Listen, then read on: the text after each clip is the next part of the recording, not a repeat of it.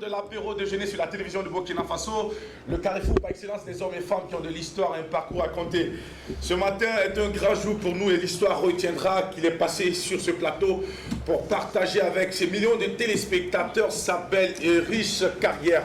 Un parcours qui ne laisse personne indifférent. Mesdames et messieurs, l'homme que nous allons recevoir a connu des pas vertes et des pas mûres. Mais aujourd'hui, à force d'y croire, à force de se donner, à force d'aller chercher les dernières énergies et les dernières forces tapées en lui, il a su se positionner aujourd'hui sur un niveau très considérable, un level qui est applaudi et salué et plébiscité par le monde entier. Mesdames et messieurs, il est originaire de notre pays, le Burkina Faso. C'est un homme de la mode, c'est un féru de la mode, c'est un passionné de mode que nous allons installer dans notre rubrique Tranche de vie à l'occasion donc de la célébration de ses 50 ans de carrière. Mesdames et messieurs, je parle ici de Pato.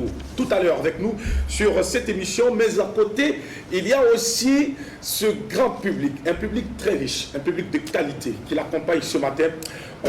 On notera la présence de grands stylistes, créateurs de mode africains qui justement apporteront encore plus d'éclat à cette émission. On aura également sur ce plateau des mannequins professionnels qui ont défilé sur les grands thés pour valoriser les patchwork et les savoir-faire de nos créateurs de mode ici au Burkina Faso et même voir à l'international. Voici donc ce que sera l'apéro aujourd'hui. Un apéro de mode, un apéro mode, un apéro pour servir les uns et les autres. Et avec toute la team, nous allons encore une fois de plus vous servir le meilleur. Zidiara est avec nous pour ce vendredi, puisqu'au programme, il y a la rubrique Le de la Cité. Avec lui, nous recueillons son bonjour, mais aussi la synthèse de ce qui sera développé au cours de cette aventure du jour. Vendredi, nous sommes dernier numéro de la semaine. Zidiara, bonjour. Alors, bonjour cousin, bonjour à la Dream Team de l'apéro. Big up en diamant à tous les Burkinabés d'ici et d'ailleurs. Et big up en or à tout ce chaleureux public qui est présent. Alors, one love, peace and unity. Don't let Babylon conquer your mind. 4 bises, une devise, vise celui qui te vise. C'est le bise, l'analyse, respecte, l'allure suspecte, ça tient la roue dans les projets. Signé KDD. L'apéro, c'est le number 1 des émissions de divertissement, de culture d'information avec le big, le number 1 du microphone, j'ai nommé le Big Jack qui, elle, fait nous représente et pour la Dream Team. Tu testes, tu dead, party qui 58, installez-vous, on va l'applaudir, s'il vous plaît. Merci beaucoup. Alors, l'inspiration est calée chaque jour. Ouais. Est un nouveau jour, chaque jour est une nouvelle envie de faire les choses autrement. Ouais. Alors, on a l'impression que tu es passé quelque part. Non, Jackie, comme d'habitude, je l'ai dit, quand tu es sur ce plateau-là, mais tu es bien de chez les biens et prêt à servir du BON aux téléspectateurs. C'est notre devoir, tu sais, cousin. Ben, bien sûr.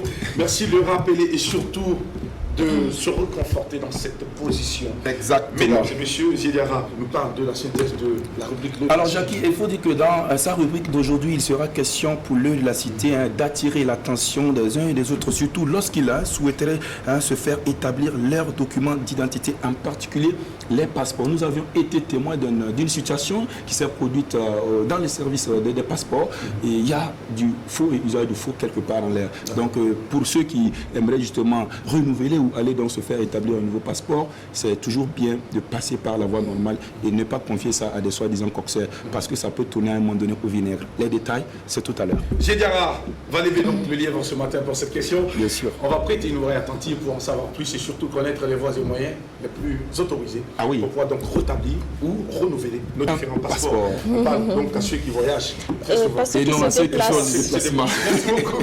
Zidiara. Allez, Sandrine Konaté est avec nous également pour la suite de cette émission. Bonjour Sandrine et bonne journée de vendredi et surtout merci d'être là. Bonjour Jackie, bonjour la team de l'apéro. J'ai une question pour Zidiara. Lorsque tu dis don't let Babylon conquer your mind, but can you conquer Babylon by your mind? Yeah, of course. You can conquer Babylon by your mind. Of course. What kind of mind? But you know that I'm talking about the mind of positivity mind. Okay. That's why I'm talking about don't let Babylon conquer your mind. Babylon is a fucking system. Que ce soit Babylone ou pas, maintenant nous sommes ici. Nous sommes ici. Parce qu'il le dit tout le temps, don't let Babylon c'est tout ce qui est négatif. Voilà, ok. Ok. Tout ce qui est négatif est à proscrire. Exactement. Alors, Sandrine, on va adresser le bonjour. Bonjour téléspectateurs, Jackie, tu es super bien habillé, les couleurs te vont à ravir et ça met ton crâne en valeur. Je sais pas pourquoi les gens rient. Je m'attendais à ça, mais bon. Tu t'attendais à quoi? Non, ça met, mais t'as un beau crâne. Oui, mais voilà, c'est bon de le rappeler parce que très t'as un souvent beau certains crâne. pensent que à force de porter la casquette, c'est parce que je n'ai pas une bonne configuration du crâne. Mais bon, Oui, c'est ça pas bien va. grave. Je pense que la beauté est relative et moi, je ne fais rien avec ça parce que ce qui est important pour moi, je parle sous contrôle de mon aîné Padré qui est avec nous, Idé Mava. L'essentiel, c'est d'avoir un peu le truc et puis aussi de contribuer avec lui son histoire. C'est ça qui est le plus important. Ah, N'est-ce pas? d'accord. Alors, Sandrine Konaté, Téléspectateurs. c'est pas Théo qui m'habille ce matin. Oui, ça se voit, ça te Merci. va très bien, ça te réussit. Téléspectateurs, bonjour, excellente journée de vendredi à ceux qui vont aller à la mosquée, qu'Allah agrée, qu'Allah facilite, à ceux qui vont aller aussi à l'église et au temple, que Dieu exauce vos prières et surtout prospérer comme prospère l'état de votre âme en espérant que votre âme prospère justement dans la positivité. Restez connectés, c'est avec du style, de l'élégance et surtout beaucoup de professionnalisme que nous allons faire l'apéro du jour. Merci Sandrine Konaté. C'est au tour d'Adèle Rwamba de partager avec nous la citation du jour et de rappeler également qu'aujourd'hui, vendredi, il y a au programme Sabuzz. Bonjour Adèle. Tout à fait. Bonjour Jackie Latine, bonjour téléspectateurs, bonjour. Il n'y aura pas que la citation du jour, il y aura d'abord le bonjour aux téléspectateurs, ceux-là même qui nous suivent d'ici et d'ailleurs et qui sont branchés, on parle bien des prises. Voilà. moi, je suis branché, donc, qui sont branchés actuellement et qui nous suivent dans les quatre coins du monde. J'espère que vous allez bien.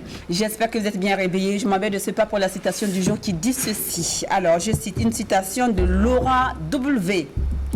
F. Soro.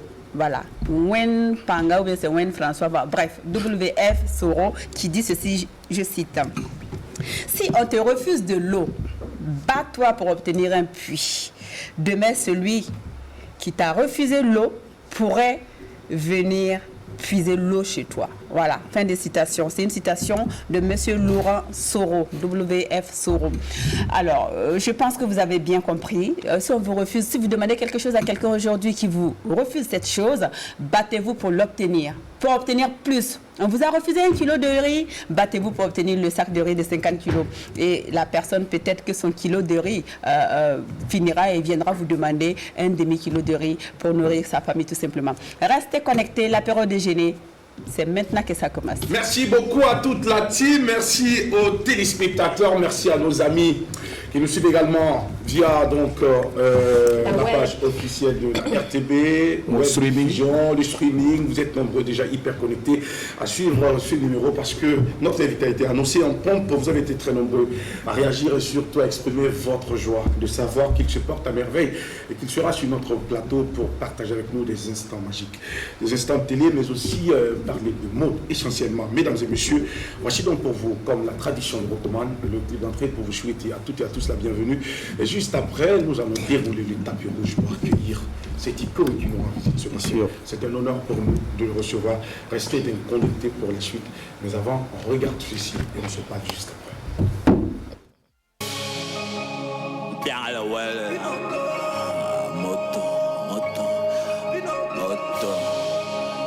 Salazar. Les écritures selon la sainte vie, Vinoco. Bola mobile lo ya masa wa frigo mam tara ligdi am keme na santi lo tiska etem fo tu sa yingese bode ni wa legom do rob keda la yungo la mita gibe uko donde ngi ya pinocchio donde ngi ya pinocchio donde ngi ya pinocchio ligdam be wat vila pinocchio donde ngi ya pinocchio donde ngi ya pinocchio donde ngi ya pinocchio sedam be wat vila pinocchio sans pas sa médine calendrier pour gagner ton ne sous sama skaye. Tout ça, watch qu'on a pour avier, puis on réserve les champagnes. On pas qu'il y a un bureau, faut le reboter les karate, ça y est. Pas la monsieur, soit baiser qu'on a pour on dit qu'on est campagne. Qu'est-ce big mal en apéré? On doit fonder des sous talent pour un. Tous les fois, numéro contre moi. Pour qu'à mettre sur la selle. Ou qu'à mettre habillement, les balles, tu mets tout bas, les pas selle. Mon anniversaire dans les mains pour les ningos, c'est réalisé, ni non, rêver. Hâte bon, lequel t'as dit qu'il y a big et collé. Tu besoin de papa film la pipe dans bon sur cara. Docteur son bébé te banque ton barre à passeport. Un gilge donné bala sous soptara. Bande tu auras moteur zab d'ami ma miara zeri. Bala mobile la roya masa wa frigo mam tada ligdi. Keme na santi lo tiska etem po tu sa yingese. Boîte ni wa lebgam do rob keda la yungo la ngita gibe uko. Tonengu ya pinoko. Tonengu ya pinoko. Tonengu ya pinoko. Ligdam be wat vila pinoko.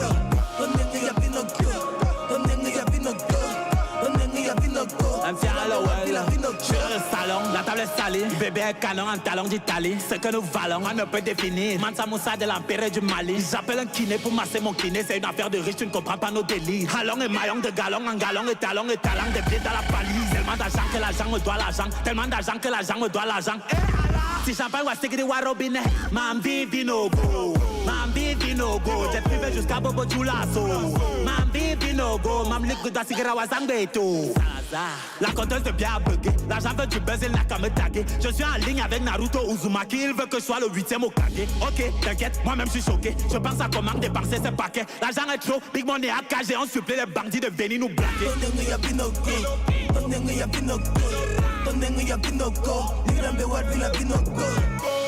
Pananam se mengeze koutier, on passe à Wembley. On pas maligre une patique neriem dawa, ça ouais patron. Soning fugu yi, nyati neri yelga budum, kisa meti piliga nyoga, yelga toa wem fango. Boko kantal duna vima ya puru ya komdo. Nasara kisa kuima yal zimas ma korbudo. Tinyol gum rama katen kom ligri sa wel sodo. Pangse wende webli anemdo. Pour le maquillage m'dawa, en carilo nere m'pele la bosse. Ligi ninga phone body na realize ureva pele bosse. Me yitim boda yela wakate ninga na teste ligi panga. Mbassa mbeni comprime mamzuza botipula na satenga. Ils essaient que vetango le curé dans la go palais ferragamo pinogo oui on a beaucoup bon l'air de pied va diminuer ton égo pinogo laissez pas les euros. Pinogo en première classe sur Trivago, on a plus le temps de compter 12 mago. Everyday ready go pinogo. Tonengu ya pinoko. Tonengu ya pinoko. Tonengu ya pinoko. Ligrambe wat vila pinoko. Faut pas avoir de lier le sens aux acquis pour mes équipes au zouk comme Bien à l'OL.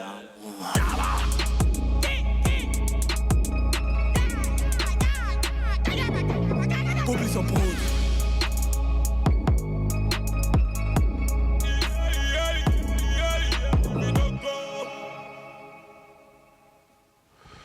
Bravo à ce jeune garçon qui est en train donc d'écrire une autre page de l'histoire de la musique du 226, salué et aussi apprécié un peu partout, surtout par toutes les générations. Rappelle donc le retour du clip que vous venez de voir sur YouTube pour dire que les choses sont entrées donc dans l'ordre. Tant mieux pour l'artiste et tout son staff. Et nous espérons qu'il va poursuivre et continuer donc sa chevauchée pour encore une fois de plus hisser haut le drapeau du 226 en termes donc de musique de rap. Alors la team, voici donc le moment qui sonne pour nous d'accueillir maintenant notre invité de cette matinée. Et dans cette rubrique dénommée Tranche de vie, il va s'installer, il va nous rejoindre et nous allons beaucoup parler avec lui. Ensemble, on va lui souhaiter tout le meilleur pour la suite de sa carrière parce que pour notre part, il ne fait que commencer. Parce qu'il est encore très jeune, jeune dans l'esprit, jeune en termes de création, jeune en termes de vision, jeune en termes donc d'humanisme. Mesdames et messieurs, notre invité est bien Patéo et nous l'installons juste après cette transition.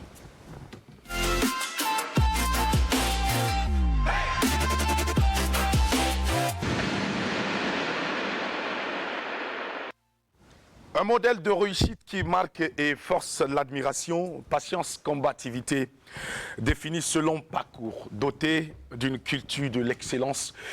Il n'a pas arrêté de nous faire rêver, d'apporter de la lumière, des couleurs du soleil au secteur de la mode africaine. Nourri de courage, de témérité et d'abnégation, il finit par séduire, conquérir, captiver. Après moult péripéties, il fait l'unanimité, mesdames et messieurs, autour de plusieurs valeurs qu'il prône. On parle de l'humilité, on parle du talent, on parle de la combativité, on parle de la générosité à travers sa fondation, Patéo Fondation. C'est un passionné, c'est un père pour nous, un professionnel dont l'intelligence ne suscite aucun débat. Panafricaniste acharné, il est vrai.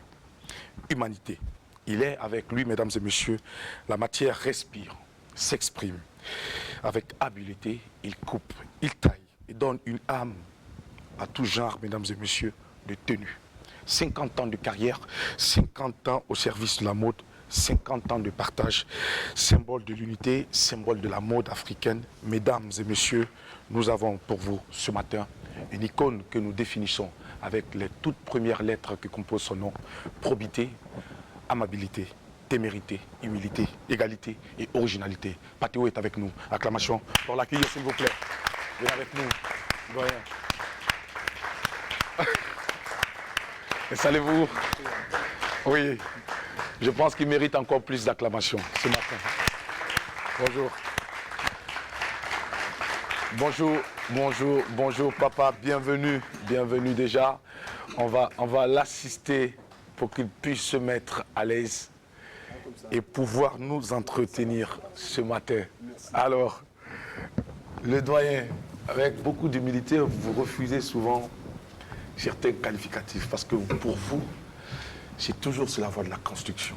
Mais après 50 ans, lorsqu'on s'arrête, on ne peut plus parler de construction, surtout pour nous jeunes qui ne connaissons pas beaucoup de votre histoire. Déjà, on va vous souhaiter la bienvenue. Merci. Et vous rappelez qu'ici, dans cette salle, dans ce studio, il y a un magnifique public qui aime ce que vous faites.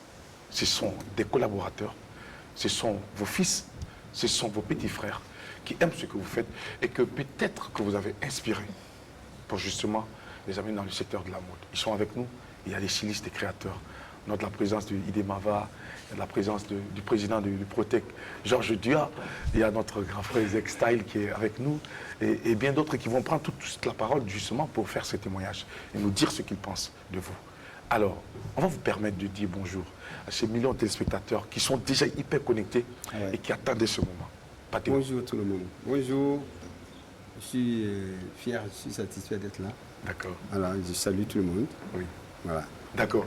Alors, je reviens donc à ma question.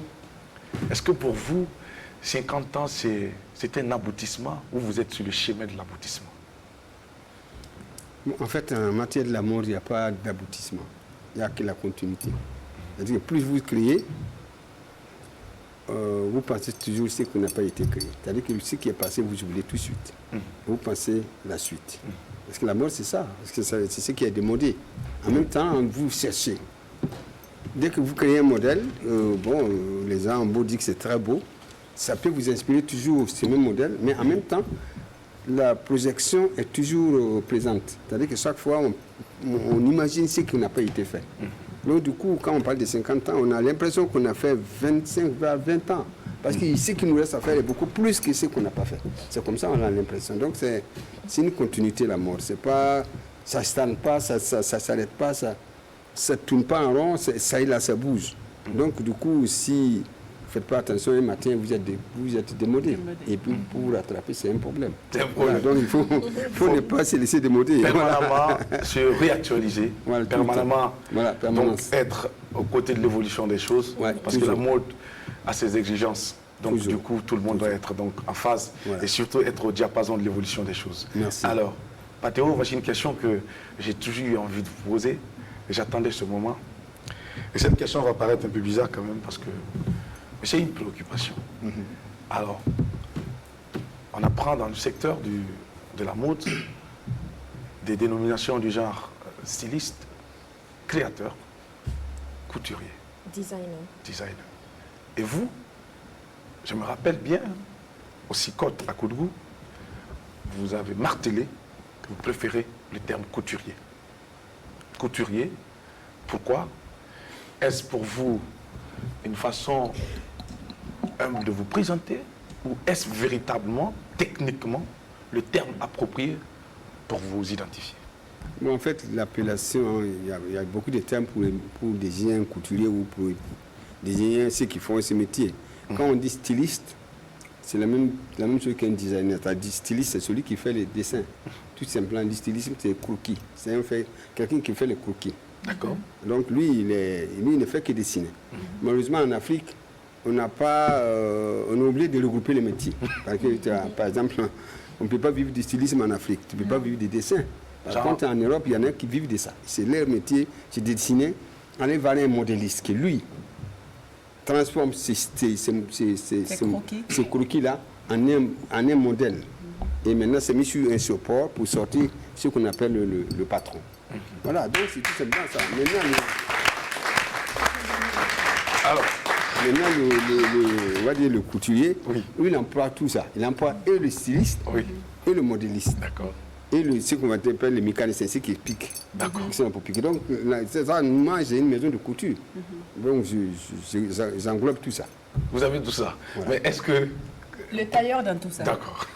Et le tailleur, c'est toujours celui qui taille, c'est coupé. C'est tout simplement. C'est très... Des fois, c'est un peu pour minimiser ce métier, en fait. C'est péjoratif. Vous avez oui, dans le secteur, quand on dit à quelqu'un qu'il est tailleur, c'est comme si on est comme si on les rabissait. En Afrique, ici, c'est péjoratif. Oui. Moi, en Afrique, peut-être qu'on ne sait même pas ça que ça veut dire. C'est-à-dire qu'on emploie parce que tout le monde emploie. Mais par contre, si vous voyez, à l'époque, en tout cas, quand ils apprenaient le métier, à l'époque, en tout cas à Abidjan, c'était le métier qui s'offrait à tous qui ne savaient pas faire grand chose, ou bien qui n'ont pas été loin à l'école, ou bien qui n'ont pas une grande famille, on dit va faire tailleur. C'est ça, l'apprenti tailleur. Apprenti tailleur. C'est une... Voilà, donc c'était... Alors, est-ce que Patéo a été apprenti tailleur? Moi, bien sûr, j'étais apprenti tailleur et bon. Et puis moi, je suis allé à ce métier par nécessité. C'est pas par amour. Ah, pas par amour. Au début. J'ai arrivé à Abidjan, j'ai pas de famille, bon, il fallait faire quelque chose pour survivre. Donc j'allais, ce qu'on appelle l'apprenti tailleur, c'était le métier qui s'offrait à ces gens de personnes. Sous la main. Voilà, donc j'ai commencé, alors le soir, on a levé les têtes des machines, on collait les machines pour dormir dessus. Donc voilà, c'est comme ça que ça a commencé. C'était le lit, quoi. Ouais, c'était le lit, voilà, pour dormir. Et puis le matin, il faut vous lever à 5h ou 5h30 pour nettoyer propre avant l'arrivée du patron. Voilà, c'est ça, apprenti tailleur. Bon, c'est vrai qu'aujourd'hui, beaucoup de choses ont changé, mais c'est comme ça, ce qu'on appelle apprenti tailleur. Et au fur et à mesure, on vous apprend d'abord à balayer, nettoyer l'atelier, nettoyer la machine, mettre les aiguilles. Enfin, ça, d'abord, il faut apprendre. Des fois, même la machine, il faut apprendre à faire des petites réparations. Voilà, donc tout ça. Après, maintenant, bon, vous arrivez maintenant aux ourlets, mettre les boutons, bon, savoir maintenant piler le bas d'un pantalon, et les passer, faire les ourlets. Enfin, c'est tout un ensemble de choses qui vous amènent. Moi, ça m'a pris près de 15 ans pour apprendre. Voilà. Alors, dites-nous, Patéo, est-ce que aujourd'hui, quand on arrive à sortir une tenue sans le patron, est-ce qu'il n'y a pas quelque chose qui n'a pas fonctionné? Non, mais en fait, en Afrique, de façon générale, les gens taillent directement. Ceux qui travaillent sur les patrons sont rares. C'est-à-dire on a appris le métier sur le tas, comme on dit, et c'est resté dans la tête. Donc voilà, donc, quand on prend les mesures, on taille sur la forme, sur mesure, sur le modèle qu'on voit. Voilà, et très souvent, on n'a pas besoin même de croquis pour ça. On voit seulement un modèle, soit dans un catalogue ou bien sur un dessin, et vous reproduisez ça exactement. Et la personne vient, c'est net. Ça, c'est vraiment extraordinaire pour les jeunes gens, pour les Africains. Très souvent, je reçois très souvent des gens qui viennent faire stage chez moi, des Français, il y a même un là qu'on attend ici quelques jours. Mais quand nous taillons comme ça directement, ils sont étonnés. C'est pas possible. Il faut toujours avoir un patron pour le faire. Alors nous vous parlez directement. Alors le patron pour genre les illuminés comme nous là, c'est quoi le patron en fait? C'est quoi? Le patron, c'est un support. C'est-à-dire que vous avez un croquis et le croquis, vous donnez ça à un modéliste. Lui transforme ce croquis-là en un patron. Admettons que les manches soient évasées, il faut reprendre ces mêmes manches-là. D'accord. S'il y a un col, alors il faut les sortir ça dans le patron. S'il y a le bas, si c'est des plis ou c'est volant, il faut les porter, tout ça. Est-ce que le patron, c'est ce qu'on voit des fois chez les stylistes, ce qui est accroché à carton, voilà, ou bien ça à papier, là? Remplissent leur atelier avec ça. Plein. Si vous arrivez, il y a des centaines de patrons. Mais par contre, il y a c'est ça, le patron. Quand vous arrivez chez nous, vous ne voyez pas un patron. Je ne vois pas un patron. Vous avez préféré être appelé couturier, mais vous faites tout ce qui est à côté.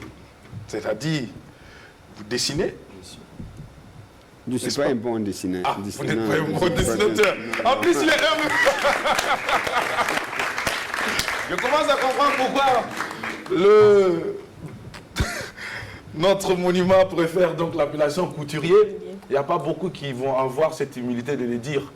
Alors, mais donc vous voulez nous dire que sur 50 ans aujourd'hui, la question donc d'apprendre à dessiner ne vous a pas beaucoup intéressé?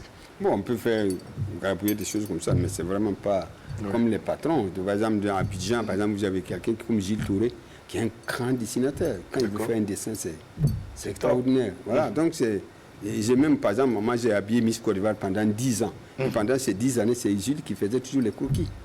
Et moi, j'ai transformé. Là, il avait quoi, 14-15 ans. Voilà, donc aujourd'hui, pour notre 50 ans, c'est Gilles qui a fait les... C'est celui qui est derrière pour habiller tous les mannequins. Tout ce qui a été fait, c'est Gilles. Voilà. D'accord. Voilà, c'est aussi une collaboration entre couturiers. Alors que Gilles, c'est comme mon fils. Okay. Je l'ai vu grandir, j'ai fait sa première collection à 14 ans pour être publié dans Femmes d'Afrique. Donc ça veut dire que il pouvait se dire maintenant je suis connu, mais non, mais il est venu humblement, il dit non, papa, c'est moi qui dois faire ça. Et vous l'avez accueilli parce que vous également, vous prenez cette valeur humaine. Papa Patéo, vous avez mentionné Miss Côte d'Ivoire. Ça n'a pas été tout rose pour vous, Miss Côte d'Ivoire. 1998, Miss Côte d'Ivoire. Ouais, ça vous rappelle des choses? Oui, ça me rappelle beaucoup de choses. Bon, vous savez, j'ai eu les ciseaux d'or en 87. D'accord. Donc ça a été dit que dans les règlements des ciseaux d'or, celui qui gagne les ciseaux d'or, c'est celui qui va habiller les Miss. Oui. Bon, alors, on m'a donné le marché de Miss Côte d'Ivoire. Et c'était vraiment les premières fois. Hein. Il y a 30 Miss. Il faut habiller ça, qu'on doit avoir deux tenues. Ouais. Tenue de soirée, tenue de la ville. Et bon, donc ça fait quoi, 63, 30, j'étais 66 tenues, j'étais 33. Ah, 33, voilà. 66. Alors donc, je fais les vêtements. Alors la dame qui s'occupait de ça est venue me voir et écoute... comme c'est beaucoup, on va t'amener Miss Abidjan, tu vas prendre les mesures sur lui, et puis c'est qu'il ira à Miss Abidjan, ça ira pour les autres. Et c'est eux qui ont choisi le modèle. Voilà, donc j'ai fait, voilà, et on n'était pas encore... Donc j'ai fait les vêtements, et puis Miss Abidjan a porté, c'était magnifique. Bon, ok, donc j'ai fait les vêtements, et puis le jour que les Miss étaient regroupées à Abidjan, c'était au Golf Hotel, et puis bon, on dit de venir avec les vêtements, j'étais avec mon frère qui est Léon, qui est toujours avec moi. Alors, j'arrive. La première tenue que j'ai mise sur Miss Abidjan, le responsable, comment on appelle, le président du comité Miss Côte d'Ivoire, a dit non, ça, c'était un coup en fait. Il dit non, les Miss ne porteront pas ça. Vous imaginez, ça. 66 tenues. Alors, j'ai eu pratiquement le visage et le vertige tout de suite. Parce que j'ai failli me laisser tomber la couture, mais comme je n'ai pas d'autre choix. Donc, j'ai ramassé ils sont repartis, ils disent, bon, on va aller à Inouax pour chercher des pagnes parce que là, ça a tout gâté une seule tenue qu'on a portée, ça a tout gâté. Alors, bon, donc, tout le comité se lève, ils s'en vont, ils nous laissent les vêtements. Donc, j'ai pris les vêtements, et puis, quand ils sont arrivés à l'usine, et le directeur de l'usine qui était M. Angoran, qui fut ministre du Commerce après, il a dit que c'était comme un papa. Il a pris sa voiture, il est venu à Treichville. Il dit, bon, qu'est-ce que tu as eu comme problème avec le comité? Je l'explique, il dit, bon, appelle au moins un de tes mannequins, va venir essayer de voir. Bon, moi, j'avais des mannequins, comme les Angèle Zaka, les Pipita, les Yolande, les Christian Livry, les Amis d'Osso, voilà. Donc, j'ai appelé Pipita qui est venu essayer les vêtements, il a regardé, il m'a dit tout simplement, écoute, tout ça là, fais ce que tu en veux avec. Je connais le monde. Tu as encore beaucoup de chemin à faire, mais il ne faut pas en faire une histoire. Je vais leur donner des pailles. Bon, ok. D'abord, ils m'ont enrichi en fait. Puisque toutes les 61 qui sont restées avec moi, ça m'a fait vendre ça aux jeunes dames qui ne sont pas... Hein, et moi, ça m'a fait d'abord de l'argent. Ensuite, quand il a redonné les pains là, aux femmes là, et le problème c'est que il a été dit dans les journaux que c'est pas tout qui devrait habiller les Miss. Bon, alors, donc, ils sont allés donner les pains là à une autre dame, qui elle a fait des vêtements où quand les Miss portaient, ceux qui ont bien vu, les Miss 428, c'est ça? 98, voilà. Alors, donc, on a vu que quand les Miss marchaient, ça tombait comme ça, les Miss s'arrêtaient pour le remettre comme ça. Alors moi, le problème c'est que le lendemain, j'ai eu trop de problèmes parce que les gens ont vu que c'était moi. Donc beaucoup de gens m'ont appelé. Ça a été annoncé que c'était on dit, tu sais que tu ne sais pas où député a gâté les vêtements. Voilà. J'ai dit, toute la journée on a passé le temps. Imbécile. Donc c'était terrible. Voilà, c'était terrible. Voilà. Donc voilà, c'était ma mort. Voilà. Donc c'était comme ça. Chaque fois j'ai dit, c'est pas moi. Donc, qu'est-ce qu'il fallait faire? Donc j'ai parlé ça au monsieur. J'ai dit, non, il ne faut pas... Laisse tomber. J'ai dit, il fallait démentir. J'ai dit non. Ok, on a essayé là. Et ceux qui ont connu Fulgence Kassi, c'était un des animateurs phares de la télévision ivoirienne qui a fait qu'il avait une émission qu'on avait portée d'artiste. Donc le moine, elle a décidé que c'était moi. Alors donc, on est arrivé, le truc Miss Côte d'Ivoire, celui qui connaît, ceux qui connaissent Fulgence, c'est comme ça, il dit, mais pas tout, toi. On ne sait pas. Si tu ne sais pas coudre, ou bien tu n'as pas payé, ou bien c'est les musiciens qui sont mal formés. Voilà. Parce que tu sais qu'il y a des mamans qui ont pleuré, des sœurs qui ont pleuré à cause des vêtements que tu as fait pour les Miss. C'est pas simple. Il dit non, en fait, c'est vrai que ça a été dit que c'est moi qui devais habiller les Miss, mais les Miss ont porté, ce n'était pas pour moi. C'était pas moi. Ce qu'ils ont proposé au comité, d'ailleurs, sur le conseil du directeur, il ne faut pas dire que quelqu'un a fait des seulement qui sait que tu as proposé au comité, ils ont trouvé que tu n'étais pas de leur goût. Maintenant, après, ils sont allés donner ailleurs. Voilà, et ils n'ont pas eu aussi ce réflexe de rappeler que les tenues qui sont présentées ne sont pas du Patéo. Voilà. Ça n'a pas été dit officiellement. Voilà, donc voilà, j'ai supporté ça. Donc c'est comme ça que j'ai été un peu lavé, comme on dit. Vous savez pourquoi je suis revenu sur cet épisode de votre carrière? Non. C'est le courage avec lequel vous avez pu vous relever. Vous l'avez dit ici sur ce plateau, vous avez eu envie de tout arrêter. C'était un coup dur pour vous. Alors aujourd'hui, c'est vrai qu'on parle de vos 50 ans, on parle de votre ascension, on parle de tout ce que vous avez fait de positif. Mais à côté, c'est lieu pour nous de vous permettre de partager cette expérience avec ces jeunes qui voient en vous un modèle inspirant et de faire savoir aux jeunes que quand on atteint un certain niveau, c'est pas parce que tout a été rose en bas. Il y a eu des moments très difficiles. Mais comment vous vous êtes en sorti, c'est de ça qu'il s'agit. Et c'est ça qui est le plus important pour nous. Et aujourd'hui, moi j'ai envie de demander à Patéo, avant de poursuivre, aujourd'hui ces jeunes que vous voyez, qui viennent très souvent vers vous pour prendre des conseils, face aux difficultés dans le secteur de la mode, en quelques mots, qu'est-ce que vous pouvez dire à ces jeunes pour qu'ils puissent garder la tête haute et ne pas surtout jeter les ciseaux? Bon, je viens vous dire quand même que après j'ai habillé pendant 10 ans la Miss Côte d'Ivoire de 88 à 98. Donc ça veut dire, après c'était moi qui les ai habillés pendant 10 ans. Ça veut dire qu'on s'est rattrapé. Bon, aux jeunes aujourd'hui, on a vraiment un vrai problème. Un problème au milieu de la mode, le problème c'est que c'est la formation. Les gens ne veulent pas se faire former. Le temps qu'ils prennent pour être formés, c'est trop court. Dès qu'ils arrivent, bon, la plupart du temps, je ne sais pas. Ils ne sont plus patients. Ouais, non. Et tout le monde veut partir tout de suite. Et puis, on veut créer une... Il y en a même qui disent qu'on veut créer ma marque. On ne crée pas une marque. Ça devient une marque de fait de travail qu'on fait. Les gens sont obligés de respecter ça comme une marque. Mais on ne peut pas dire, aujourd'hui, tu as fait un dessin, et puis on dit, bon, j'ai eu des gens qui sont venus sur moi, des jeunes gens. Au bout d'un an, le petit veut me dire, ah, papa, c'est trop dur. Lui, il ne peut plus continuer. Je dis, mais tu vas faire quoi? Il dit, non, il veut aller en France. Quand il va revenir, il va créer sa marque. Bon, il pense que la France, quand tu arrives, il y a le savoir qui se colle à toi. Non, c'est comme ça. Partout tu vas, il faut apprendre. Il n'y a pas un endroit d'ici, ce monde-là. Si on n'apprend pas, on ne connaît pas. Voilà, il faut apprendre. Donc, du coup, le fait d'être pressé, le fait de vouloir être tout de suite, avoir tout ce qu'on veut tout de suite, je crois que c'est vraiment le problème. Donc, du coup, ça joue maintenant sur ceux qui ont maintenant la structure. Puis, il n'y a pas à la base. Il y a ceux qui ont été très bien formés, qui sont maintenant qui ont les ateliers de couture. Voilà. Maintenant pour avoir des gens qui travaillent avec vous, il faut former les autres. S'il n'y a pas ceux qui vous former, maintenant, si vous voulez des employés, ils vont venir d'où?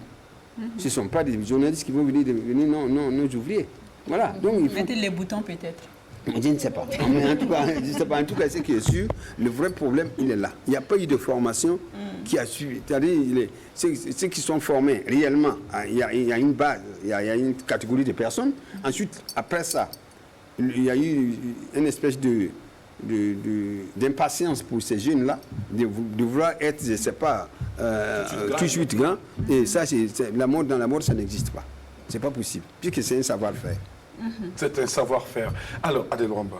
Oui, alors le papa Patéo, moi je suis en pleine admiration. Vous avez été le seul styliste africain, je dirais, à avoir serré la main de feu Nelson Mandela. Vous avez été le seul styliste africain aussi, en tout cas de l'Ouest, à avoir habillé, si je ne me trompe, j'ai vu les tenues de papa Patéo sur Nelson Mandela, si je ne me trompe. Alors, moi je souhaiterais savoir, qu'est-ce qui vous distingue des autres stylistes? Quelle est votre particularité?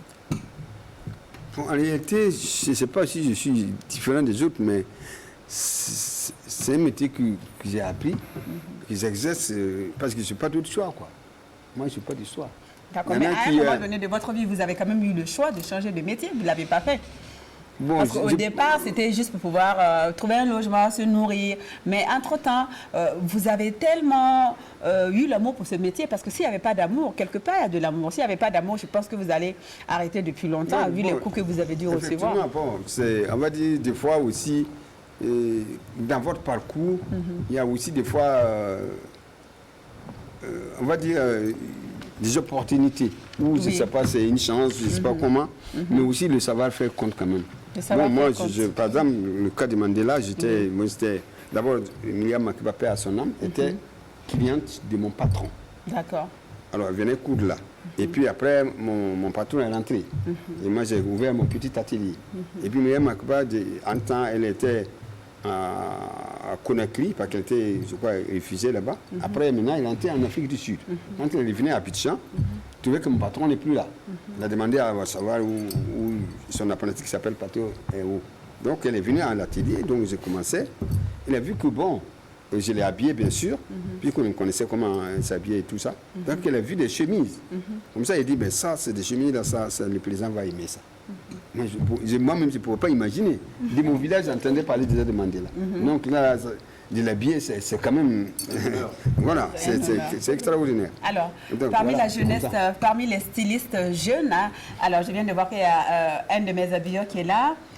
Plusieurs d'ailleurs. Il y a mon tonton Georges Duya qui est là, qui fait de très belles choses. Il y a aussi Zextil qui m'a habillé à longtemps. Donc Georges Duya, c'est ton tonton?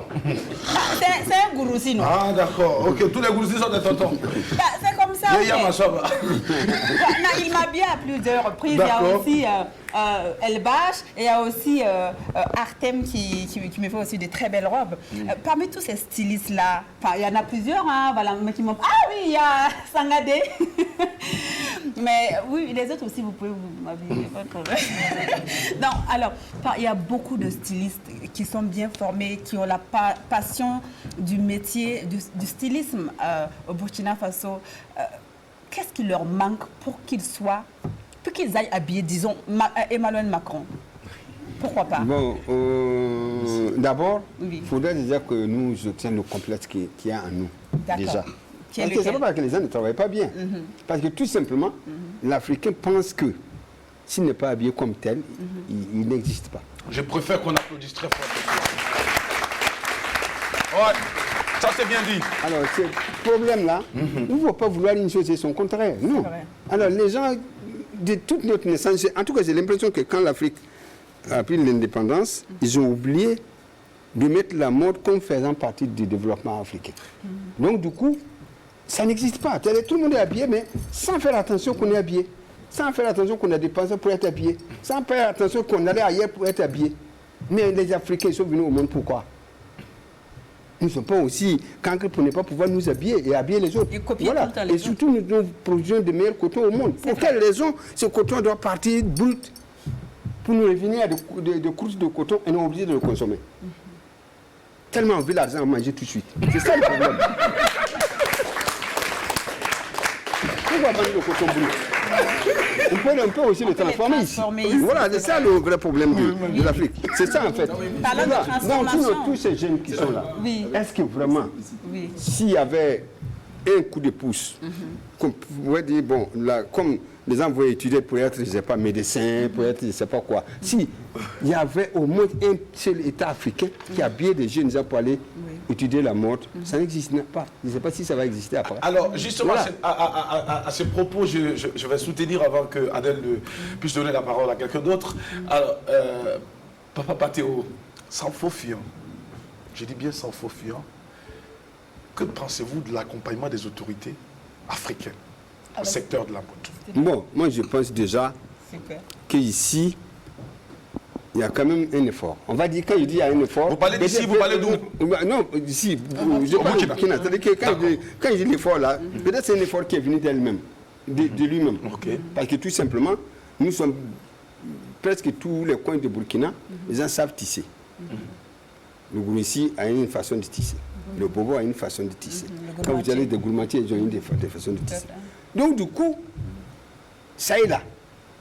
On aurait dit, c'est pas bon, on va cesser des habits ailleurs.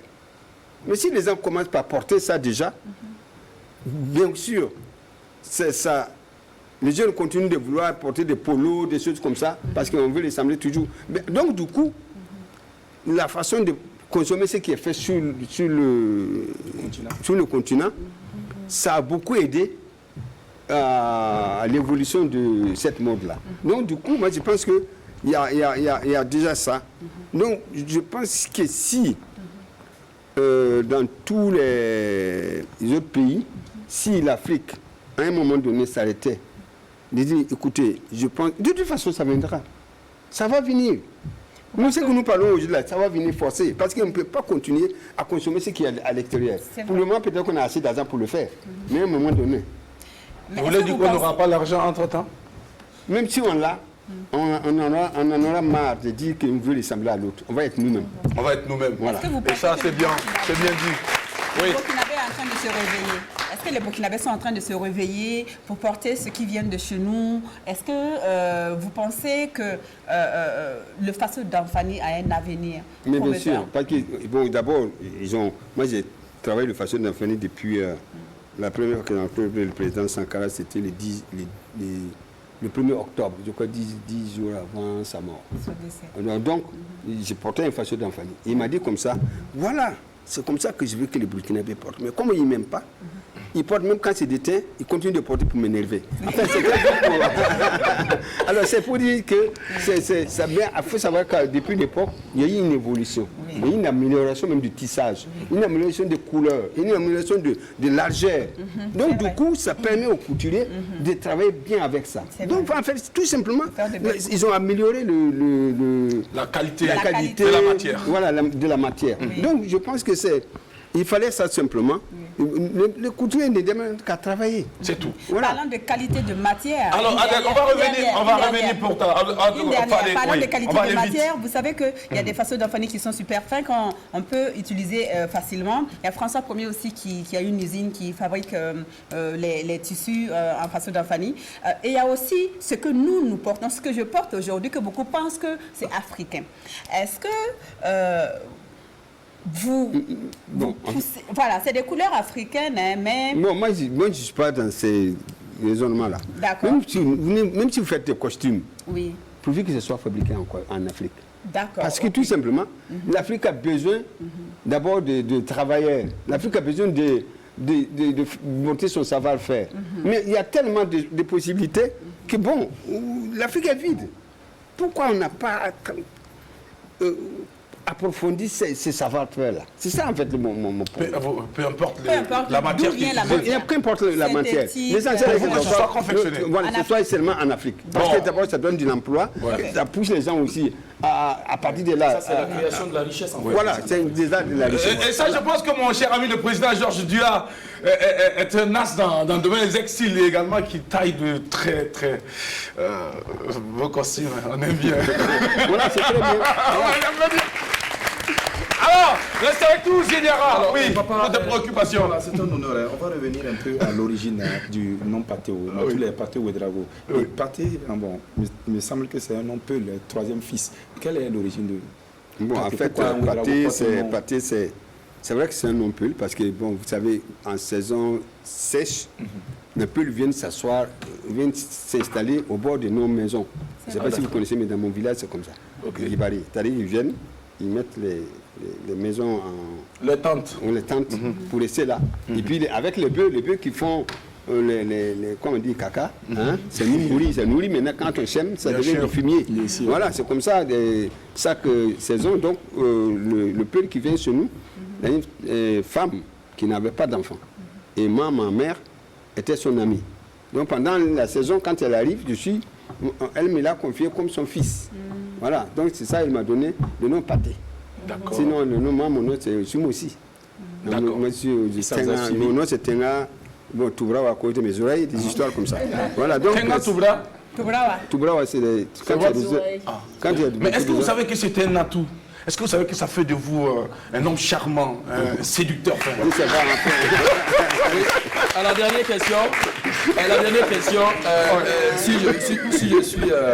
si je ne me trompe pas, déjà le week-end, le papa doit quitter le pays, mais avant, vous devez aller au village le week-end. Pourquoi cet attachement-là? Il me semble que vous êtes attaché au village-là. Qu'est-ce qu'il y a de plus particulier? Tout est là-bas, de toute façon. Il n'y a rien ailleurs. Tout ce qu'on va faire, c'est vous ramener au village. Ouais. En tout cas, moi. Chaque fois, je peux voyager n'importe où. Je suis allé jusqu'en Inde, en Corée. Mais quand j'ai un truc, je me retrouve toujours dans mon village. Pour vous ressourcer. Oui, j'enjambe même les villes. Puis que la ville, c'est... C'est-à-dire, vous êtes là... C'est là-bas la source d'inspiration. Vous n'êtes pas solide. C'est pas faux. Voilà, donc voilà, c'est tout simple. D'accord. À 53 minutes après 11h, nous sommes en direct avec l'icône de la mode africaine, Patéo, qui célèbre depuis quelques temps ses 50 ans de carrière. Une célébration qui s'est étendue depuis donc quelques mois et qui se poursuit aujourd'hui avec tous ces acteurs qui l'accompagnent, qui sont autour. Beaucoup de personnes ont donné de la voix pour dire bravo, pour dire merci pour le partage, merci pour le don de soi, merci pour tout ce que vous avez pu apporter et que vous allez continuer à apporter. Restez avec nous pour la suite de cette émission avant donc la rubrique Le de la Cité Sandrine Konati. Merci. Wow, papa, c'est un, je sais pas. Ou papy, parce que 50 ans de métier, c'est déjà énorme et mon âge, 50 ans, c'est assez loin. Donc j'ai envie de dire papy. Voilà, c'est vraiment un honneur d'être sur le même plateau que vous. Vous avez vu ce matin quand vous êtes arrivé, j'ai sursauté, j'ai dit waouh, c'est vous. Alors aujourd'hui, on a constaté un retour aux anciens modèles. Vous voyez un peu ce que je porte. C'est nos grands-mères, nos arrière-grands-mères portaient ça, la combinaison de pain, oui, d'Adèle. Les manches comme ça, c'est pas nouveau. C'était vos grandes-mères qui portaient ça? Oui, et c'est des anciens modèles. Aujourd'hui, on revient aussi aux marinières que d'autres appellent mandrières et tout ça là. Voilà, c'était vraiment des modèles à l'ancienne que les couturiers revisitent aujourd'hui. Est-ce que c'est une panne d'inspiration qui ramène à s'intéresser aux anciens modèles ou bien c'est juste pour que ces modèles ne disparaissent pas? Moi, je vous ai dit dans ce que je disais que la mode, c'est ce qui est démodé. C'est tout simplement ça. En fait, on ne crée pas, on ne peut pas les créer. Vous ne réinventez pas la mode. Non, voilà, on ne réinvente pas la mode. On ne réinvente pas la mode. Non, mais il y a aussi le temps, il y a la génération, et puis il y a aussi les matières. C'est ça actuellement qu'on essaie de transformer, d'innover, et prévoir et puis anticiper. Voilà, c'est tout ce que nous faisons. On n'a pas à faire vraiment... Parlant de temps et de génération, ça fait 50 ans que vous exercez dans le métier. Est-ce qu'il y a plus de... comment évoluer les mentalités, comment ont évolué plutôt les mentalités par rapport à la mode? Est-ce qu'il y a plus de tolérance, plus de rejet par rapport à la façon dont une femme s'habille, dont un homme s'habille et tout ça? Bon, il faut dire quand même qu'à l'époque, quand même, les gens étaient beaucoup plus sobres. D'accord. Beaucoup plus, même les femmes. Plus sobre en termes de couleur ou de modèle? Même les modèles, les deux. Ok. Couleur, modèle, c'était plus sobre. Mais toujours est-il que c'était toujours vouloir, très souvent aussi, à force d'être trop sobre, c'est vouloir ressembler à quelqu'un, vouloir ressembler à ceux qui viennent de l'extérieur. Alors à partir du moment où les créateurs africains ont commencé à se faire voir, à se faire confiance, on voit qu'il y a eu beaucoup d'innovations. Les couleurs, les formes, beaucoup de choses qui sont venues. Maintenant, les gens n'ont plus cette volonté ou du moins ce respect de dire on va respecter la ligne qui a été imposée. Tout est complètement, ça a éclaté. Donc, vous pouvez trouver une jeune fille qui porte tout ce qui est du passé, ou des jeunes femmes, ou des dames d'un certain niveau qui portent très très mode. Voilà, donc la mode est quand même en Afrique quelque chose de très créatif. C'est énorme ce que les gens créent. Qu'est-ce qu'une personne stylée? Qu'est-ce qu'on entend souvent? Oh, il est stylé, Georges Duha, il est stylé, Zextile, Sangadé. J'ai dit, waouh, t'es stylé, on le dit souvent, mais c'est quoi? Bon, stylé, c'est un mot qui est à la mode pour indiquer quelqu'un qui est bien habillé ou bien qui porte des choses qui lui vont bien. Voilà, je crois que c'est tout simplement ça. En parlant de choses qui vont bien, est-ce que la mode a une morphologie bien définie? La mode, quand on parle, tu as la mode et tout ça, tu es stylé. Est-ce que ça demande une certaine morphologie? Oui, mais c'est que la mode, des fois aussi, il faut oser. Hein. Parce que des fois, il y a des... il faut oser des fois, parce que des fois, il y a des choses qui vous vont très bien, mais des fois, les gens peuvent vous décourager. Non, ça vous va bien, mais pourquoi c'est trop court, soit c'est trop serré, ou c'est trop long, ou bien la fente est trop longue. Enfin, il y a beaucoup de choses dans la mode. Alors, on va partir. On va s'arrêter là pour justement demander votre avis par rapport à cette question. On parle des femmes aujourd'hui. Alors, s'habiller de façon indécente, de façon décente. Pour vous, la nuance, c'est quoi? Pour vous, est-ce qu'une femme qui porte très court est stylée? Ou pour vous, indécente? Ou pour vous, non, si elle a confiance en elle, qu'elle a confiance en sa morphologie, et qui en portant court, elle met plus en valeur le patchwork du créateur? Ou bien c'est comment? Non, mais vous savez, la façon dont vous habillez qui importe peu. C'est la façon dont vous voulez que la boue vous fasse qui est plus important. Oui, mais vous... C'est-à-dire que moi, j'explique. Parce que si vous êtes à quelque chose de court, qu'est-ce que ça vous va? C'est-à-dire que vous ne voyez plus le côté court. Vous voyez le côté élégant. Ça, c'est pour la personne. Voilà, maintenant, si le court, vous pensez que c'est pour séduire ou pour... attirer l'attention. Ou l'attention des gens, ça, c'est différent. Mais est-ce que vous êtes déjà arrivé de conseiller à une femme de porter court? Moi, non, même plus court, même.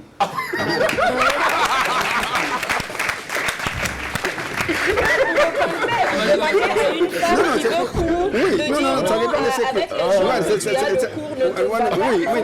non, il arrive que je dise non, par rapport à votre forme, je pense. Des fois, il y a la forme. Je conseille pour ne pas qu'elle pense que ça lui va, alors qu'en réalité, ça ne lui va pas. Dans mes conseils, ça l'être là. Et c'est sans arrière-pensée. Non. Voilà, donc du coup, ça aide maintenant de savoir ce qu'elle va en faire avec après. Voilà. Par exemple, une dame qui veut porter du très court et qui a la cellulite qui déborde de partout et qui vous lui dites non, ça ne vous ira pas, mais elle c'est juste pour qu'on ne la critique pas sans qu'elle ne sache. Peut-être qu'elle peut être critiquée, mais on s'en fout. Je m'en fous et personne avec sa grosse cellulite là qui pend dehors. On fait comment? Dans ce cas, vous faites comment? Non, mais moi, je suis juste le couturier. Donc, en tout cas, la plupart de mes clients, clientes, on va dire, en tout cas, il y a toujours un conseil qu'on se donne. D'accord. Voilà, quand la femme est habillée, j'essaie de donner mon point de vue. mon point Alors, de vue. est-ce que Patéo est plus pour les femmes ou plus pour les hommes? Je suis pour les deux. Bon, d'accord. Nous marquons la pause pour la suite de cette émission avec Zedara. La rubrique Le de la Cité, c'est maintenant. Let's go.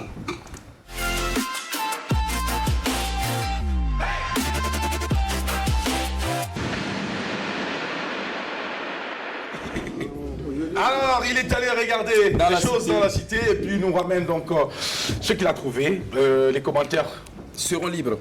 Alors Jackie, il faut le dire, C'est sans parti. transition, dans un premier temps, nous tenons à demander aux uns aux autres de faire beaucoup attention lorsqu'ils doivent se faire établir des passeports ou les renouveler tout simplement, parce que bon, vous voulez faire établir un passeport, vous partez au service donc du passeport, service compétent, vous partez, vous allez voir des gens qui rôdent autour du mur, qui vont vous proposer des services, ils vont dire non, ça va sortir en 72 heures. Hein. Voilà, même aujourd'hui, tu viens à demain, voilà, ça sort, mais ne vous fiez pas à ces gens-là, parce que hier, l'œil de la cité a en tout cas été témoin oculaire donc d'une situation, une histoire de faux passeport. Alors vous savez, quand ces gens viennent vers vous, ils peuvent même déjà prendre votre passeport, si c'est pour le renouveler, ils prennent, ils disent bon voilà, vous arrêtez là, ils prennent votre argent également, et paf, ils disparaissent comme ça avec votre passeport. Vous saviez, il y a un policier qui m'a fait un témoignage qui a dit que, vous voyez, le passeport burkinabé, il fait partie des passeports les plus, quand même, en termes d'authenticité, voilà, très bien, de sécurité, vraiment c'est top.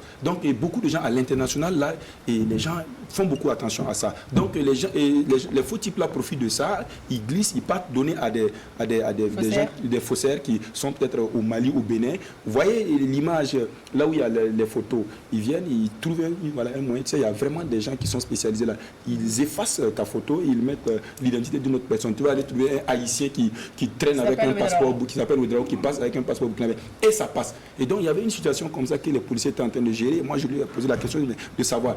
Et là, il m'a expliqué. Il dit que quand il y a des gens qui viennent à leur niveau, on leur dit, alors mon cher Adèle, ma chère Adèle, bah, va reprendre ce papier-là. Bon, tu pars, tu tournes dehors, et les gens disent, ah non, madame, on peut gérer ça. Ils partent, ils établissent des faux documents pour venir encore et faire du passeport. Vous savez très bien ce qu'on peut faire avec un passeport. Nous sommes dans un contexte sécuritaire assez préoccupant, donc il ne s'est pas donné à n'importe qui. Il ne faut pas laisser donc les passeports, les documents importants à la merci donc des autres. Donc pour dire effectivement que lorsque vous voulez vous faire établir des documents d'identité, des documents assez importants, il faut aller à la source. Et les policiers ont dit que les gens, de plus en plus, ils sont inquiets parce que les gens n'ont pas peut-être confiance en eux. On dit, si on veut...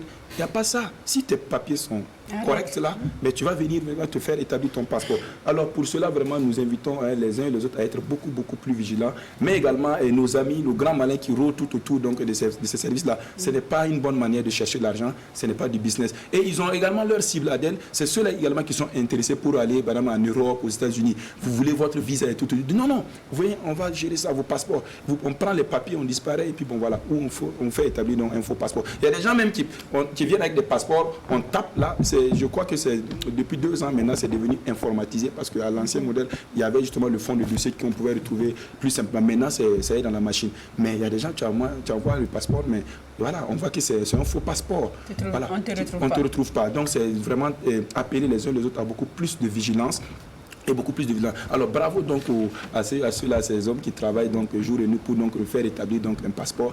Et vraiment nous demandons également à la police de ne pas les laisser rôder autour parce que c'est pas du tout intéressant. Parce que bon, ce n'est pas votre travail. Voir un vendeur de lotus qui se dit quelqu'un qui peut te faire établir un passeport, un parqueur qui va te dire monsieur, mais tu n'es pas compétent. Le passeport, c'est la police, c'est les autorités compétentes qui peuvent délivrer un passeport. Donc voilà un peu l'essentiel du message que la cité avait justement à dire aujourd'hui, Jackie. Merci beaucoup, Zédara, mais ce qui est important, souligner, c'est d'inviter aussi la police à ne pas justement s'adresser à ces personnes lorsqu'elles arrivent. Bien sûr.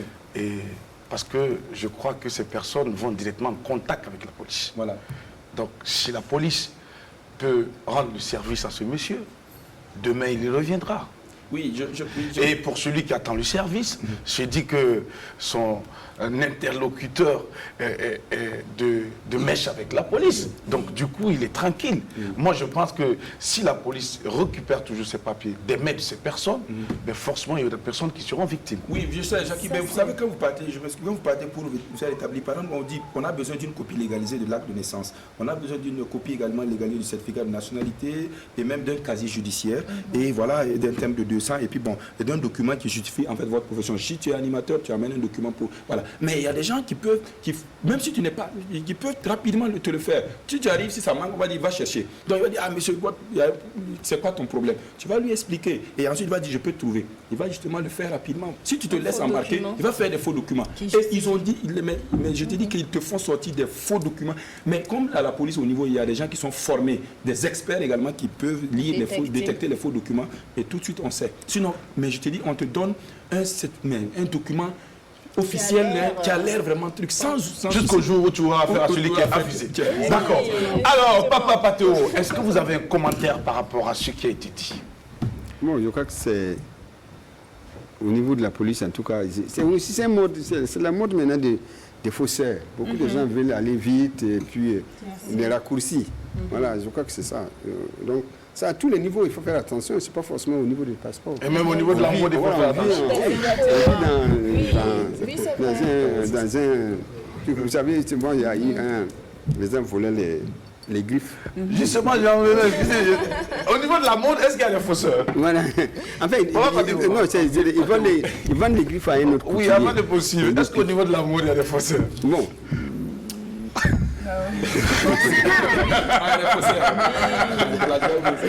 Alors, il y a les copieurs, voilà. Les copieurs. Alors, pour la petite histoire, Papa Patéo, il y a cette histoire que vous m'avez racontée quand vous m'avez reçu dans votre domicile avec toute l'hospitalité. Et au passage, je salue mon cher ami. Je salue mon cher ami Didier Zongo, qui était aux avant-postes et qui a tout planifié et qui est également au cœur donc, de cette émission. Bravo Didier Zongo, qu'il faut rappeler, l'un des meilleurs mannequins et qui aujourd'hui est toujours dans le secteur de la mode. En tout cas, il a duré dedans. Didier, il n'y a pas longtemps. Nous, on a connu Didier, quand on en avait parlé de lui, on était encore à l'école primaire. Oui, jusqu'aujourd'hui, il est là et puis il ne vieillit pas. Je ne sais pas si c'est la mode qui fait ça, mais en tout cas, il ne vieillit pas. On l'applaudit. Alors, à l'occasion, papa, vous m'avez dit que vous avez formé un jeune qui s'est retrouvé plus tard en train de confectionner des chemises et qui a volé vos griffes, qui les plaqué sur ses chemises. Comment l'affaire s'est déroulée? Non, en fait, s'il volait pour mettre sur sa chemise, ça allait. En fait, il avait des complices qui lui vendaient les griffes, en fait. Qui vendaient vos griffes. Voilà, donc c'est possible. Donc on a découvert ça. Mais le vrai problème, c'est que en Afrique, on est en Afrique quand même. Hein. Donc, on attrape les jeunes hommes. Et il avait confectionné 8 chemises pour quelqu'un. Et tout ça. Il dit, mais tu viens avec 50 chemises, on va mettre. Donc, et finalement, c'est qu'il y a quelqu'un qui est chez moi qui lui donne les griffes. Donc, on l'arrête, on l'amène à la police. Maintenant, le problème, c'est que le petit, son papa, c'est un imam. Son grand-père, c'est un imam. Son oncle, c'est un imam. Donc, tout le monde s'est embarqué chez moi. Alors, le vieux demande, mais qu'est-ce qui s'est passé? On a amené son petit-fils à la police. J'ai dit, bon, ça quoi de... Le papier qui est ici, là. Non, c'est pas vrai. C'est même pas la chemise, c'est ça. Non, c'est pas possible. Donc, le vieux ne peut pas comprendre que la chemise, là, c'est ça. Oui, non, c'est pas possible. Donc c'était... Même j'ai pris les transports.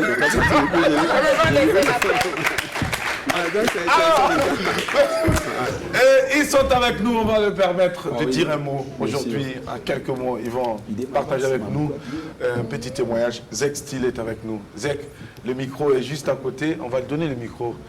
On va l'ouvrir. Veillez à ce qu'il soit ouvert. Merci. Zek, bonjour. Bonjour. Ouais. Je ne suis pas étonné de te voir ici. Merci. Surtout quand on reçoit Patéo.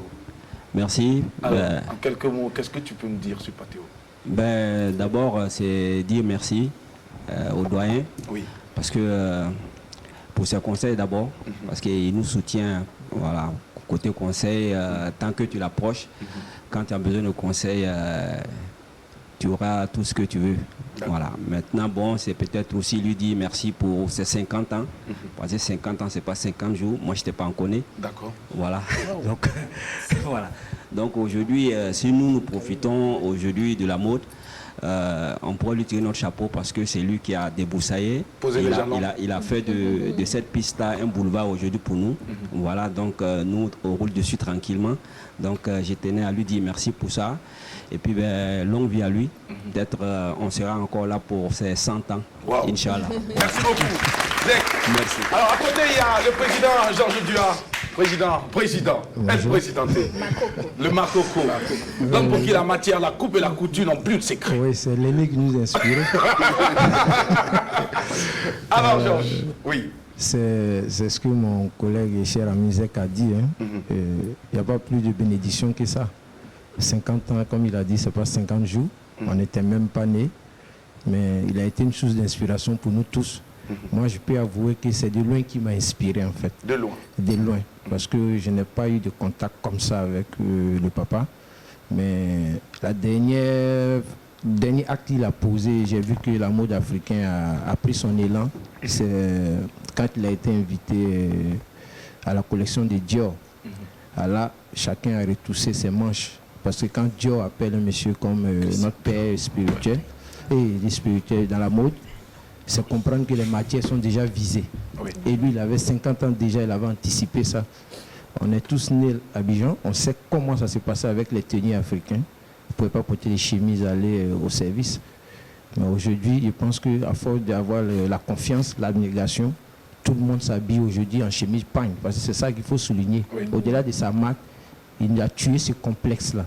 Même s'il y a des résistants comme nous, mais on est aussi dans la lignée. Parce que, oui, parce que ça, il a dit qu'il n'est pas contre ça.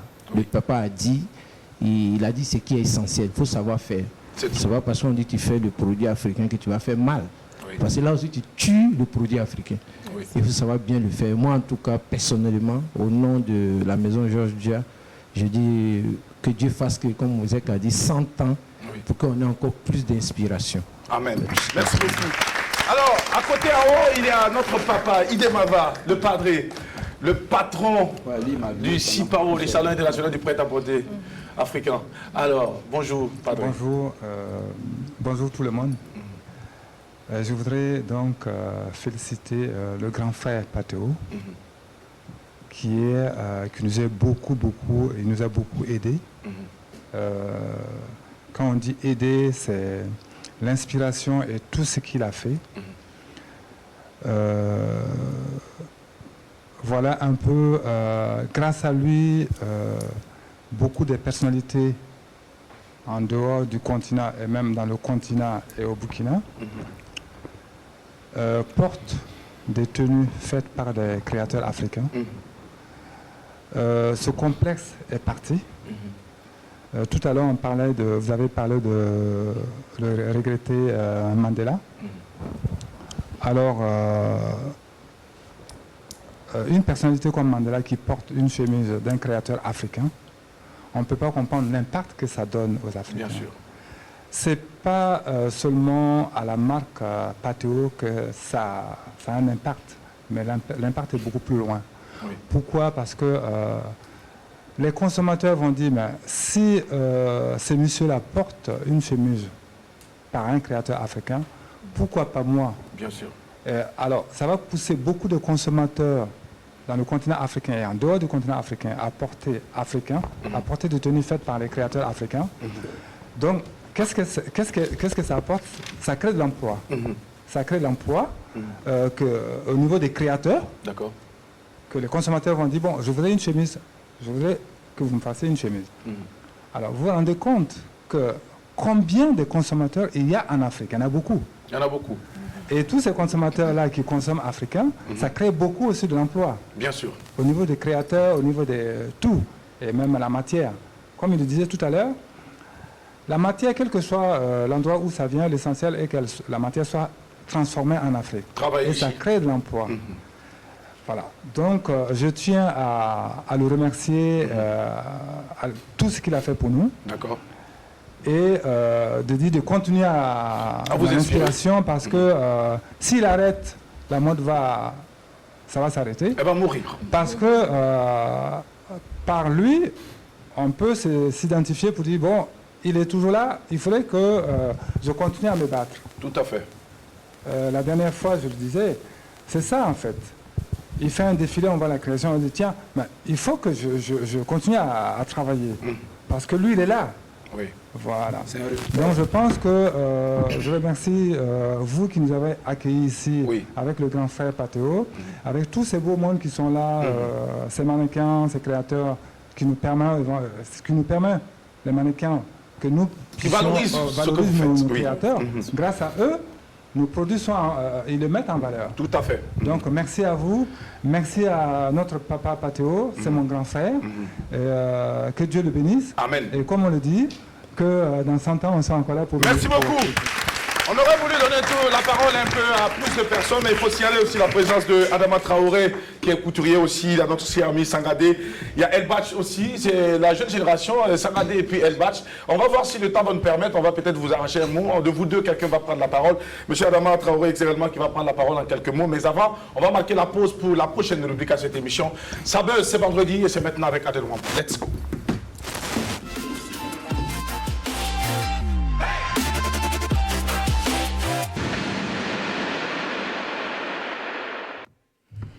C'est vendredi, eh bien, elle est avec nous pour nous entretenir aussi. Alors, Adèle. Tout à fait, téléspectateurs, c'est vendredi, c'est le jour de Sabuzz. Sabuzz, ouais. Rien qu'à y penser, je salive déjà. Alors, un Samo, peut-être un Gourossi ou un Fafra, non, un Lobby, non. Peut-être un Dagara transportant son butin sur son vélo, tranquillement. Suivant. C'est quoi ça? En tout cas, c'est tout son flambeau. Est-ce que Papa Pato, qu'est-ce qu'il compte faire avec ça? Vous ne savez pas. Non, mais... D'accord. Ok. Oui, c'est son butin. Il paraît que M. Zied Diarra ne laisse pas aussi le waouh. On va dédier cette image à Georges Diarra. Dédicace spéciale à Georges Diarra. Non, ne mange pas ça. Non, ne mange pas ça. Alors, une bobo, Sandrine Konaté a acheté un tricycle, un nouveau tricycle, mais vu qu'elle a bu tellement de Tchapalo, plus Samo, enfin, elle était avec Drabo qui a bu le Yantoro. Les deux étaient tellement bourrés qu'ils ont confondu l'arbre au goudron. Suivant. Voyons. Ça, c'est vraiment... C'est Drabo qui conduisait.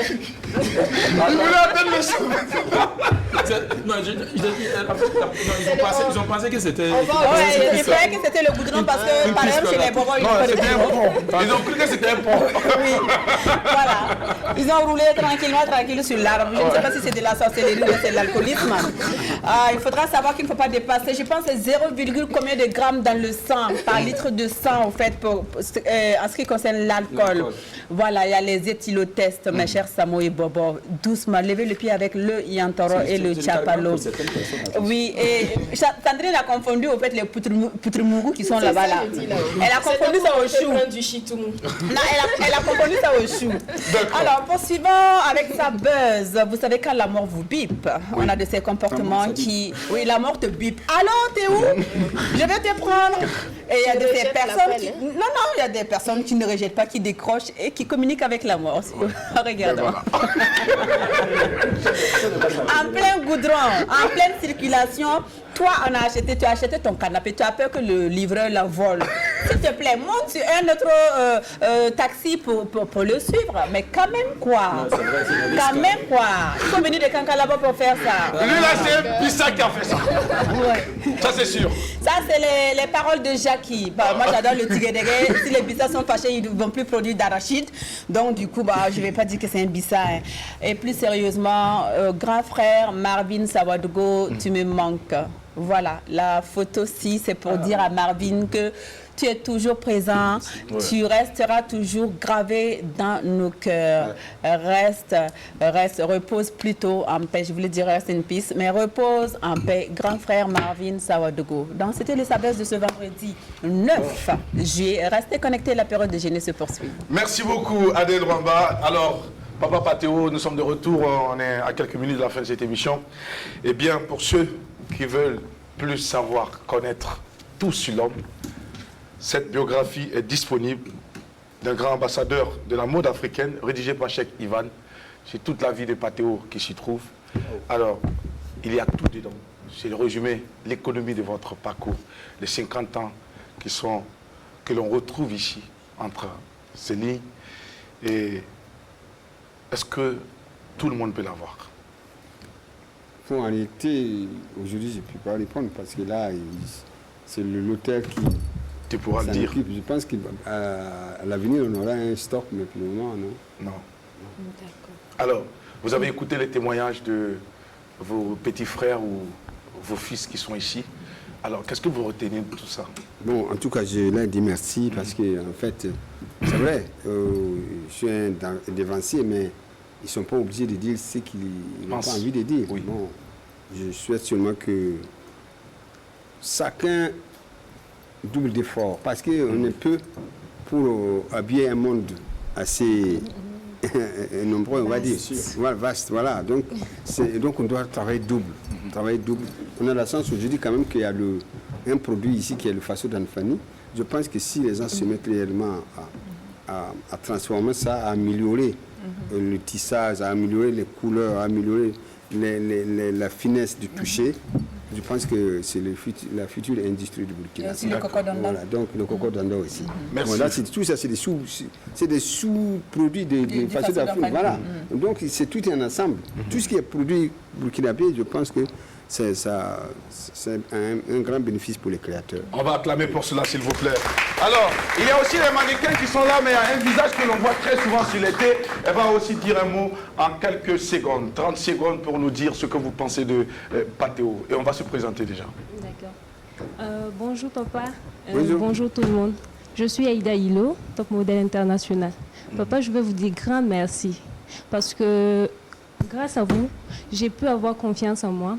J'ai pu vraiment m'affirmer parce que vous m'avez prodigué des conseils il y a un moment et ça m'a beaucoup aidé. Merci beaucoup papa, que Dieu vous bénisse, longue vie à vous. Merci beaucoup. Il faut rappeler que Aïda Hilo est mannequin professionnel. Elle a fait les grands T. C'est une qui a su se construire aussi et petit à petit elle a pu se positionner. En quelques mots, est-ce que vous avez un message pour les mannequins, papa Patéo? Bon, je veux dire maintenant, il faut se battre parce qu'à l'époque, c'était pas évident. Moi, je sais que mes premiers mannequins m'ont valu quand même ce qu'on appelle derrière le comptoir, c'est les policiers. C'est-à-dire que le papa m'a ramené, parce que c'était des jumelles que j'ai amené à la télé. Bon, mais les filles voulaient, donc je les ai habillées. Il y avait une émission à la télé. Mais le papa qui est rentré à midi, qui a regardé la télé, ah non, ça c'était les premiers mannequins. Il m'a amené à la police. Ah ouais. Voilà, donc, et quelques mois après, les filles maintenant voulaient, parce que ça commençait ça allait très vite. Hein. Après, maintenant, les filles même voulaient aller maintenant. J'ai dit non, voilà, on ne peut plus. Mais c'est pour dire qu'au départ, ce n'était pas ça. Mais aujourd'hui, je pense que la peau noire peut être aussi une richesse pour la mode. Bravo, bravo pour cela. Alors, monsieur Traoré, on a 2 minutes pour terminer cette émission. Rapidement, quelques mots, on va recueillir votre... Okay. Bonjour. Oui. Je remercie le doyen pour ne pas répéter tout ce que mes prédécesseurs ont dit. D'accord. Je souhaite seulement dire au doyen qu'il nous a tous inspirés. Moi, j'ai eu la chance de le connaître au début des années 90, quand j'ai commencé ma formation. Oui. Et 30 ans après, bon, je vois toujours qu'il est toujours inspiré. Donc, ça nous motive encore de plus.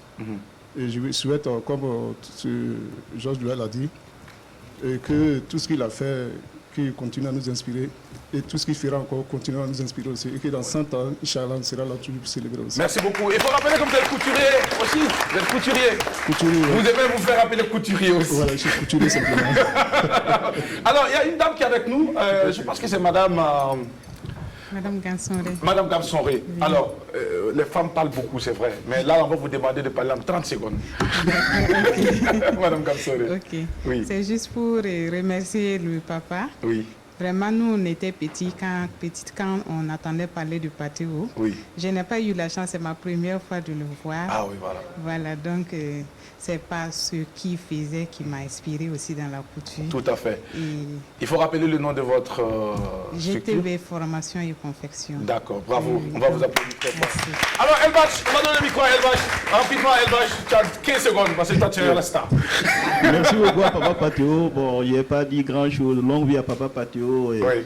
Parce que grâce à lui, moi, j'ai su aujourd'hui qu'un couturier autodidacte peut aller très loin. Il m'a beaucoup inspiré. Merci beaucoup. Elbach également s'inscrit dans cette position. Merci beaucoup. Sangadé, oui. Sangadé ne va pas dire beaucoup de choses puisque déjà, tonton Idemava, il a tout dit. Comme lui nous conseille, oui. Et lui, déjà, il dit que non. Il parle de Papa Idé, donc nous, on ne peut plus dire quelque chose. Merci beaucoup. Merci beaucoup. Alors, la mise de Paris. Seulement ce que moi, j'allais ajouter, peut-être, je suis un peu jaloux, puisque, comment on appelle, sa formation, il y a une petite différence entre sa formation et moi. J'ai fait 13 ans de formation, il a fait 15 ans. Donc bon, il faut que vous compléter les 2 ans. Merci. Alors, Papa Patéo, nous sommes à la fin de cette émission déjà. On nous signale que nous sommes à la fin. Alors, comment est-ce que... qu'est-ce que vous avez comme message aujourd'hui pour toute la famille? Bon, je voudrais dire merci. Merci d'abord à la télévision, parce que je suis aussi un produit de la télévision, il faut le dire. Aussi les mannequins. Ça aussi, au départ, il fallait avoir aussi des mannequins. Ça fait partie aussi de notre environnement. Les jeunes couturiers qui se battent aussi, qui nous poursuivent, mais qui prennent aussi comme un exemple. Parce qu'en fait, la mode est inépuisable. Hein. Depuis qu'on est là, on n'a pas fini. Chaque jour, il y a toujours il y a quelque chose de nouveau qui arrive toujours. Donc je remercie ces jeunes-là, je les encourage. Et puis, que Dieu bénisse. Que Dieu vous bénisse et qu'il vous donne vous accorde encore plus d'années. Longue vie, Papa Patéo. Nous avons été très heureux de vous avoir sur notre plateau pour ces 50 ans. Nous vous souhaitons le meilleur et nous vous souhaitons d'être toujours pareil, d'être toujours le même et d'être toujours cette source à laquelle les jeunes couturiers, stylistes, créateurs de mode viendront s'abreuver au quotidien pour faire rêver l'Afrique, pour habiller l'Afrique, pour donner une autre âme à l'Afrique. Parce qu'avec ce que vous faites, nous nous sentons beaux, nous sentons que nous vivons et nous croquons la vie à pleines dents. Que Dieu vous bénisse. 100 ans de vie encore pour vous. Merci beaucoup. C'est tout pour aujourd'hui. C'est tout pour cette semaine. On se donne rendez-vous la semaine prochaine pour d'autres vibrations. Allez,